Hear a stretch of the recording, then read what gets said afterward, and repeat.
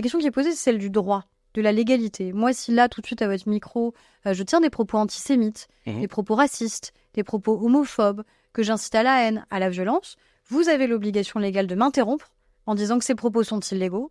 Si vous ne le faites pas, vous allez être mis en cause. La chaîne va être mise en cause. Et si ça se passe sur un réseau social, il se passe quoi? En fait, tout le monde se renvoie la balle. Celui qui est le créateur de contenu dit c'est à la plateforme de vérifier si on a le droit ou si on n'a pas le droit, si des mineurs consultent ou pas. Et la plateforme dit c'est pas moi qui crée le contenu. Moi, à faire un tour, je suis juste le tuyau qui permet sa diffusion. Donc, il y a une forme d'irresponsabilité collective. Donc, dire tout simplement que ce qui est illégal hors ligne doit être illégal en ligne, c'est le principe qui doit être posé.